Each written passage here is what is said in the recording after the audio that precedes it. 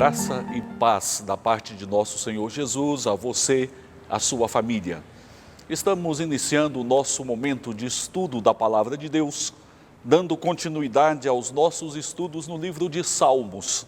Salmos que apresentam a manifestação de fé do povo de Deus, a expressão desta fé. E hoje nós estudaremos Salmos número 90. Porém, antes de lermos este salmo, nós falaremos com o Senhor em oração. Momento de apresentarmos diante do altar do Deus Altíssimo as nossas vidas, as nossas famílias, aqueles que sofrem e especialmente a vida da igreja, para que a mesma saiba se portar nestes tempos adversos como povo de Deus que crê na direção, na presença e nas atuações graciosas do Senhor. Oremos.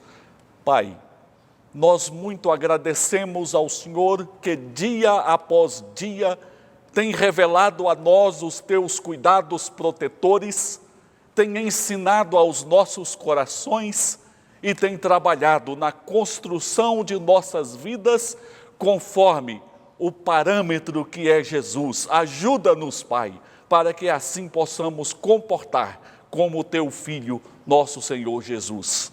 Oramos ao Senhor pelas nossas famílias, pela vida da tua igreja, para que a mesma, conduzida pelo Espírito Santo, ande nos caminhos teus e se comporte como povo anunciador de esperança neste mundo.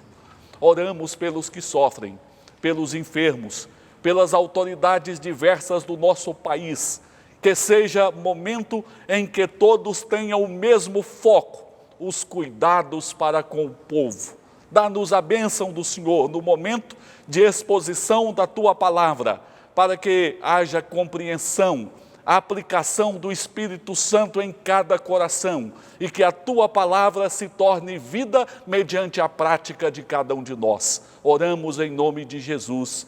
Amém. Salmos número 90. Senhor, Tu tens sido o nosso refúgio de geração em geração. Antes que os montes nascessem e se formassem a terra e o mundo, de eternidade a eternidade Tu és Deus. Tu reduzes o homem ao pó e dizes, tornai filhos dos homens, pois 1000 anos aos Teus olhos são como o dia de ontem que se foi, e como a vigília da noite. Tu os arrastas na torrente, são como um sono, como a relva que floresce de madrugada. De madrugada viceja e floresce, à tarde murcha e seca.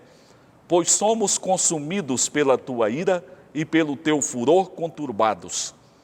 Diante de Ti puseste as nossas iniquidades e sob a luz do Teu rosto os nossos pecados ocultos. Pois todos os nossos dias se passam na Tua ira, acabam-se os nossos anos como um breve pensamento. Os dias da nossa vida sobem a 70 anos, ou em havendo vigor a 80. Neste caso, o melhor deles é canseira e enfado, porque tudo passa rapidamente e nós voamos. Quem conhece o poder da Tua ira e a Tua cólera segundo o temor que Te é devido? Ensina-nos a contar os nossos dias para que alcancemos coração sábio. Volta-te, Senhor, até quando? Tem compaixão dos Teus servos. Sacia-nos de manhã com a Tua benignidade, para que cantemos de júbilo e nos alegremos todos os nossos dias. Alegra-nos por tantos dias quantos nos tens afligido, por tantos anos quantos suportamos a adversidade. Aos Teus servos apareçam as Tuas obras e a seus filhos a Tua glória. Seja sobre nós a graça do Senhor, nosso Deus, confirma sobre nós as obras das nossas mãos, sim, confirma a obra das nossas mãos. É comum nós vermos aqui na cidade de Uberaba, bem como em qualquer cidade, a derribada de prédios, de casas antigas, abrindo espaço para se erguer um novo prédio, uma nova construção. Sim, o antigo precisa ser derrubado para que apareça o novo.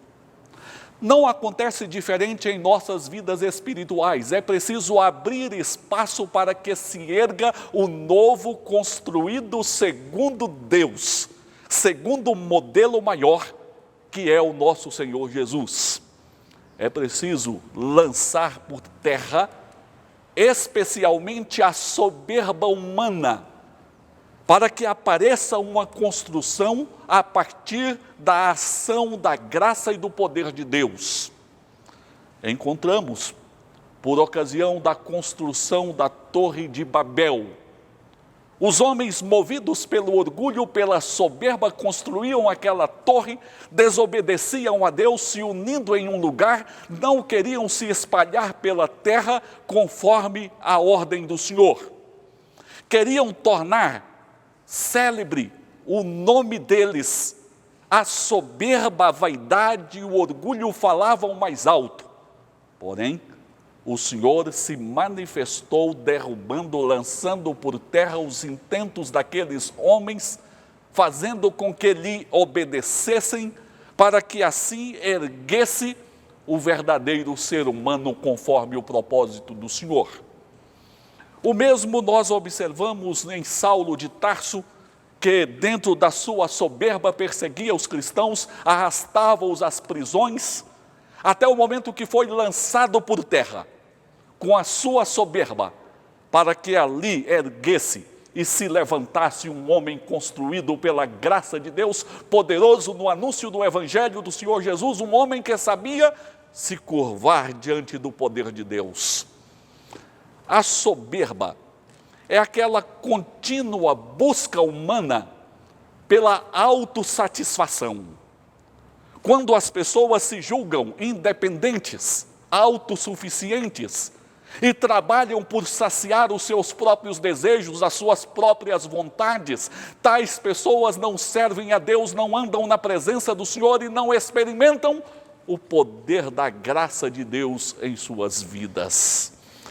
A soberba é a raiz de todos os pecados. Pode observar que em todos os pecados as pessoas querem saciar os seus próprios desejos, querem exaltar a sua própria vontade. As pessoas não se mostram submissas à voz e nem à direção do Deus Altíssimo. A própria queda de Satanás, que era anjo de luz, se deu em função do desenvolvimento da soberba em seu coração. Você pode procurar no mundo qualquer pecador, observar a sua vida, e você vai verificar que a raiz de seus pecados se acham exatamente na soberba. A soberba precisa cair de nossos corações, do controle de nossa vida, para que abra espaço para a construção do homem segundo Jesus, segundo o Evangelho do Senhor.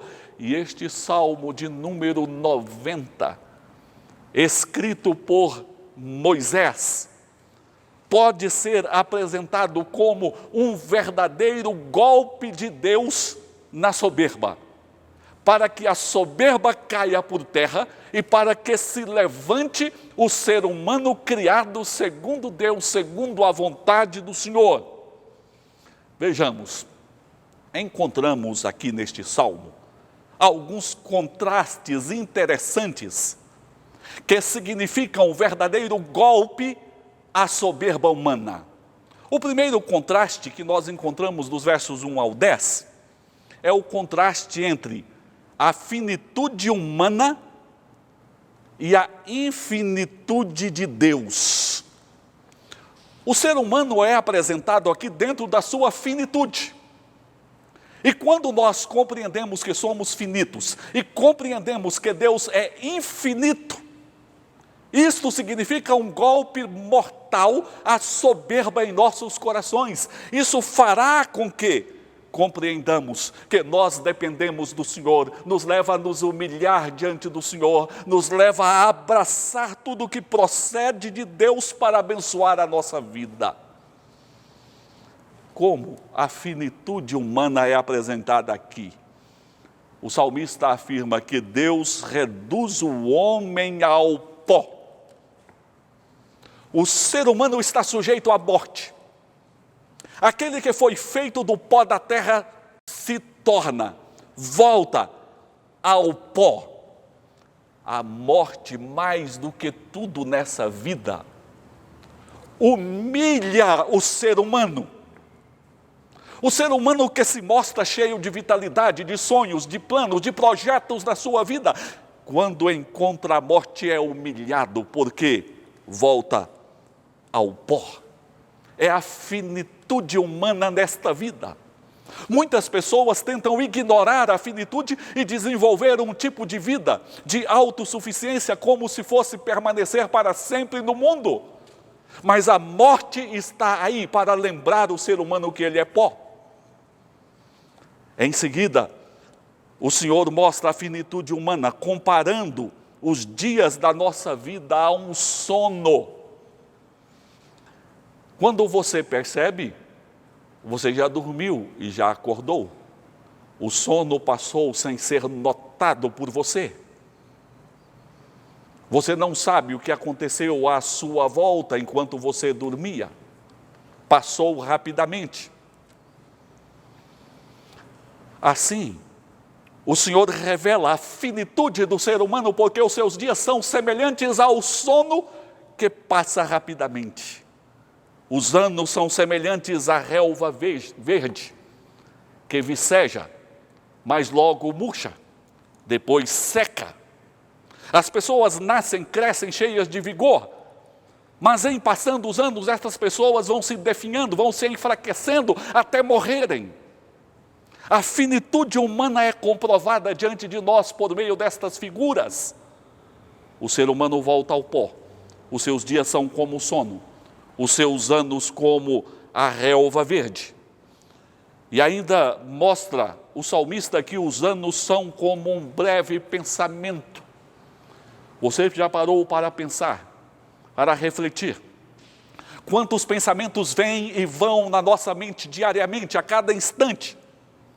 Um pensamento cedendo lugar a outro pensamento e todos eles passando rapidamente pelas nossas vidas. Os anos da nossa vida são comparados a estes pensamentos que passam brevemente pela mente. Assim, em nossas vidas nós passamos pelo mundo, mas vamos cedendo lugar para a chegada de outros, e estes que hoje chegam amanhã estarão indo também. Quantas pessoas ignoram a finitude da vida e plantam as suas vidas neste mundo como se aqui fossem permanecer para sempre, mas a palavra de Deus nos confronta revelando-nos que somos finitos, transitórios, somos passageiros nesta vida.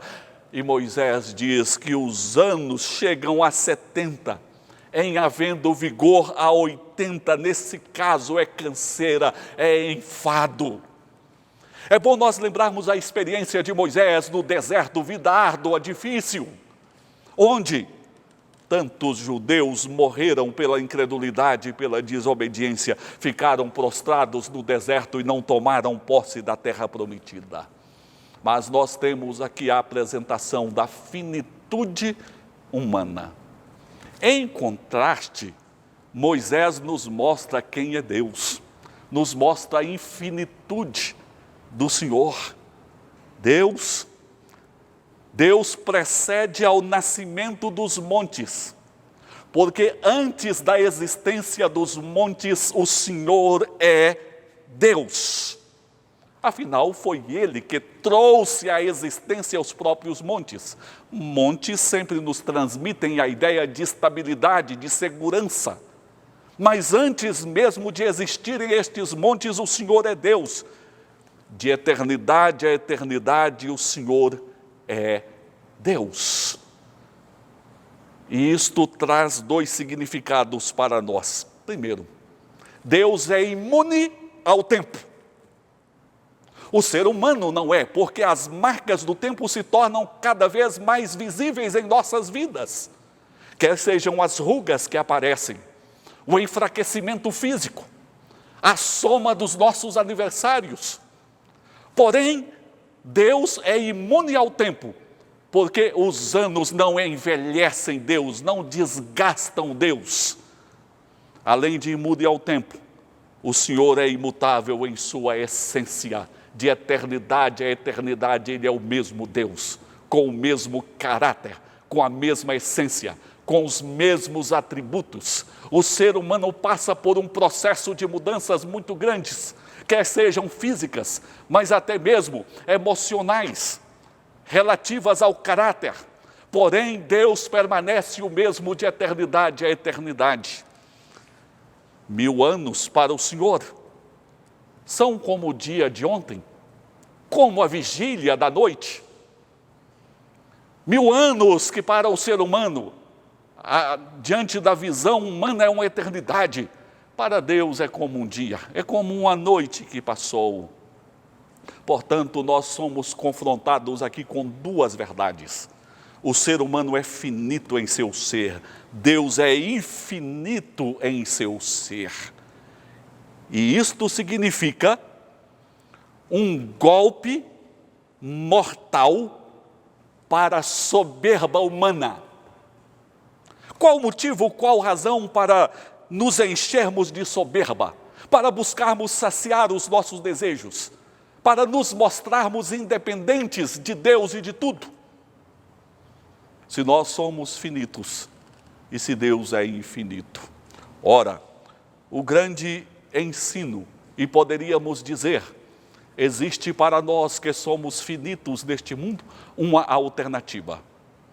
Aliás, existe uma única alternativa para nós. E esta alternativa é apresentada pelas Escrituras, é apresentada por Moisés. Qual é a alternativa divina para a minha vida e para a sua vida? A alternativa é esta: Senhor, Tu tens sido o nosso refúgio de geração em geração. Ocorre que este Deus que é eterno, imutável, imortal, este Deus se coloca de braços abertos para nos acolher, para ser o nosso refúgio.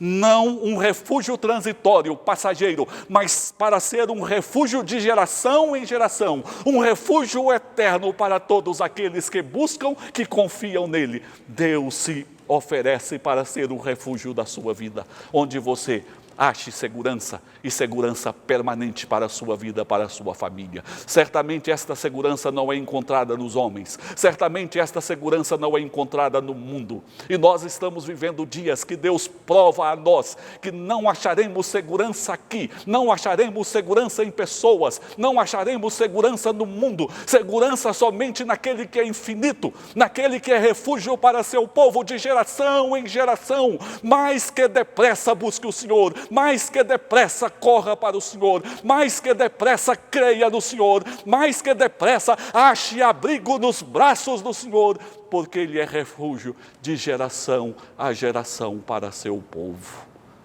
O contraste entre a finitude humana e a infinitude de Deus é um golpe mortal na soberba humana. Mas o salmista nos mostra também que há um contraste entre o pecado humano e a justiça divina. Um contraste entre o pecado humano e a justiça divina. Isso está aí nos versos 7 a 8 e também no verso 11. Diante do Senhor estão todos os nossos pecados. O salmista não apresenta o pecado como uma possibilidade no ser humano. Moisés, muito conhecedor da natureza humana, apresenta o ser humano aqui como pecador. Ele não está sujeito a pecar, ele é pecador, a sua natureza é pecadora. E estes pecados estão diante da face de Deus. Não escondemos de Deus os nossos pecados, porque Deus é onisciente, conhece todas as coisas, é capaz de conhecer o mais profundo do interior de nossas vidas. Onde fica a nossa soberba? Onde fica a soberba humana?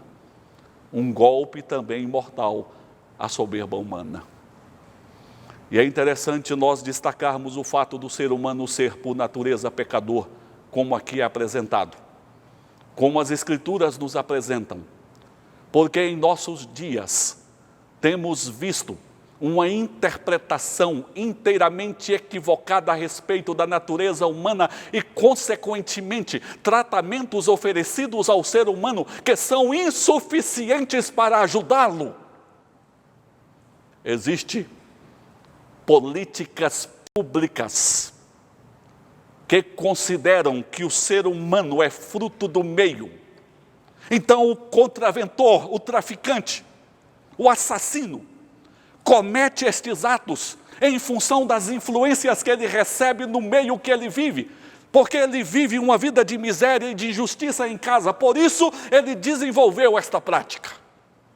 Esta prática pode até acelerar.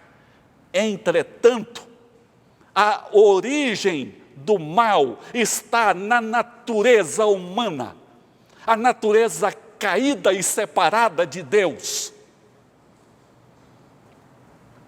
Daí, as políticas de segurança pública, que querem tão somente ressocializar o ser humano, são ineficientes. Porque se o coração humano não for mudado pelo poder de Deus, tais políticas públicas significarão tão somente gastos públicos da sociedade, privando a sociedade de outros bens. O salmista nos mostra a verdadeira natureza do ser humano, em sua soberba, em seus pecados. Por outro lado, apresenta Deus em sua justiça, em sua perfeição. Os nossos pecados estão diante dos olhos dele, nada lhe é oculto, e estes pecados geram ira e furor no Senhor. Mas, pastor, como ira e furor? Aqui nós, às vezes, nos equivocamos tentando equiparar a ira de Deus à ira humana. A ira humana é uma ira descontrolada, é uma ira manchada, maculada, é uma ira marcada pelo espírito de vingança, enquanto que a ira de Deus é a expressão da justiça do Senhor, é a expressão do Deus que não se conforma com o sofrimento, não se conforma com o mal, não se conforma com a impiedade no mundo. É a expressão do Deus que criou todas as coisas em perfeição e quer que tudo desfrute de perfeição, desfrute da bondade, da ordem, da paz, que procedem do Senhor. Então o Senhor não pode se acomodar com as injustiças no mundo.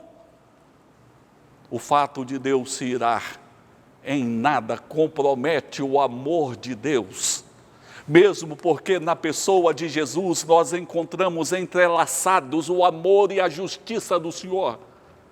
Por meio de Jesus, Deus revelou o amor, mas por meio do sacrifício de Jesus, Deus manifesta a justiça para tirar os nossos pecados. Isto é a grandeza, o poder de Deus.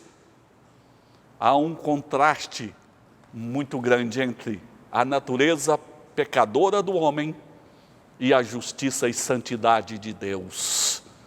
E isso significa um golpe à soberba humana. Diante da justiça e da santidade de Deus, todo homem se revela transgressor, pecador, ímpio. É um golpe sobre a soberba. Por que nos orgulhar? Por que afirmar a nossa independência de Deus? Por que buscar a insaciável sede para suprir os nossos desejos e não andarmos conforme aquele que é justo, que é santo e que é perfeito, revelado em Jesus, nosso Salvador? Moisés desfere, pela providência e direção de Deus, um golpe fatal à soberba humana, quando ele traz o contraste entre a finitude humana e a infinitude de Deus. Quando ele traz o contraste entre o pecado humano e a justiça e a santidade de Deus. Mas ainda, Moisés, neste salmo, estabelece um terceiro contraste que também significa um golpe à vaidade e à soberba humana, que é o contraste entre as obras humanas e a graça de Deus. Ele vai nos mostrar aqui que qualquer ação nossa, qualquer manifestação nossa diante de Deus, qualquer operação do bem por meio da nossa vida, só acontece em função da atuação, da generosidade, da graça, do favor de Deus. Somente quando Deus reparte conosco o que Ele é em bondade, só assim nós podemos produzir o bem, podemos produzir as obras diante do Senhor. Ele nos fala sobre a necessidade de contar os nossos dias para que alcancemos coração sábio. Precisamos trabalhar por alcançar coração sábio diante de Deus. Mas para isso, nós precisamos saber desfrutar da presença de Deus. Saber contar os nossos dias, saber viver com sabedoria, saber depender de Deus, saber desfrutar dos favores de Deus. Ele nos chama a cantarmos com júbilo todos os nossos dias. Mas Ele mostra que para cantarmos de júbilo diante de Deus, para manifestarmos alegria na nossa vida, nós precisamos, antes de mais nada, sermos saciados pela benignidade do Senhor. Portanto, só o coração saciado pela bondade do Senhor, suprido pela bondade do Senhor, pode manifestar alegria, culto, pode cantar com júbilo. Assim, as nossas atitudes, mesmo culto, mesmo louvor, são respostas à ação da graça de Deus em nossos corações. Quando nós nos alimentamos da benignidade do Senhor, ora, se nós nos alimentamos do mundo e da maldade existente no mundo, não sairá louvor dos nossos lábios, o nosso coração não produzirá louvor, somente produz louvor o coração que é alimentado pela benignidade do Senhor. Por isso, é preciso trazer à memória os benefícios do Senhor. Por isso, é necessário refletirmos nas bênçãos do Senhor. Por isso, é preciso desfrutarmos da mesa do Senhor. Por isso, é preciso nos alimentarmos da palavra do Senhor. Por isso, é preciso refletirmos na bondade do Senhor na nossa vida, porque assim o nosso coração, alimentado pelas benignidades do Senhor, se mostrará um coração que louva, que canta e que desfruta de alegria, mesmo vivendo em um mundo que causa choro, que causa tristeza, que produz lágrimas. Mesmo assim, a alegria se mostrará na nossa vida neste mundo ímpio e pecador, em função de sermos alimentados pelas benignidades do Senhor. O salmista mostra que podemos viver a alegria na adversidade. É possível se nós suportamos a adversidade em fé. Se nos dias de adversidade nós caminhamos em fé, tomando posse do que Deus tem feito por nós e esperando no poder de Deus, nós caminhamos nos dias de adversidade com alegria, porque olhamos para frente, porque olhamos para o Senhor, porque entendemos que Deus caminha com seu povo, porque compreendemos que o Senhor é o Deus abençoador do seu povo. Quando a graça de Deus se mostra sobre as nossas vidas, as obras das nossas mãos são confirmadas, é o que o salmista coloca aqui. As obras que nós produzimos neste mundo são confirmadas somente quando nós somos assistidos pela graça de Deus. E o apóstolo Paulo nos disse isso muito bem, quando afirma em Efésios 2, a partir do verso 9, 8 a 10, diz que pela graça nós somos salvos mediante a fé, e isto não vem de nós. Sim, é fruto da graça de Deus, para que ninguém se glorie, mas antes preste a Deus a honra, o louvor. As obras que nós produzimos nesta vida, obras que agradam ao Senhor, são decorrentes da atuação da graça de Deus, mediante Jesus na nossa vida, nos tornando aptos a produzir estas obras e enchendo o nosso coração de benevolência, para que assim possamos produzir obras agradáveis diante de Deus. O salmista, neste Salmo 90, salmo este escrito por Moisés, nos apresenta um golpe mortal na soberba. É preciso retirar a velha construção, para que se abra espaço para uma nova construção, um novo prédio.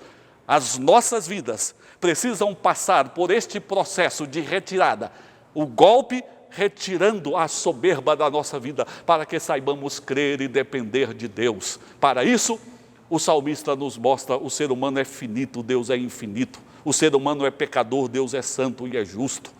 O ser humano só pode produzir obras verdadeiras diante de Deus se assistido pela graça divina. Isso significa jogar por terra a nossa soberba e deixar que Deus nos levante pela graça dele, pessoas criadas conforme Jesus, nosso Senhor e Salvador. Pai, graças te damos, Pai, porque não há em nós nada que nos torne dignos diante do Senhor. É tão somente pelas obras do Senhor na nossa vida. Somos finitos neste mundo, pecadores, mas quando assistidos pela graça do Senhor, somos restaurados e construídos conforme a imagem de teu Filho Jesus. Assim trabalhe nas nossas vidas, guia o nosso caminhar e torna-nos pessoas construídas conforme o poder e para a glória do Senhor, em nome de Jesus. Amém. Amém. Que a graça do Senhor Jesus, o amor do Pai, a comunhão e as consolações do Espírito Santo estejam convosco hoje e sempre. Amém. Amém. Que Deus abençoe e guarde a sua vida e a vida de sua família.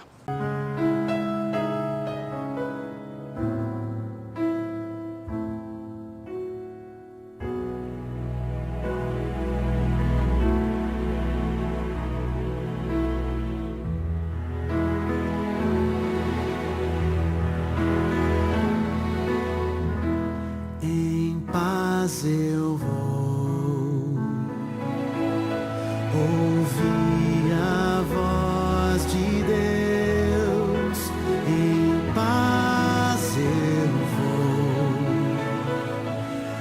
estou feliz,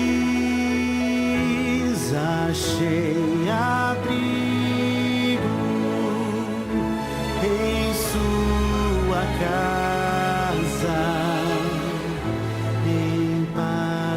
Estou com meu Jesus.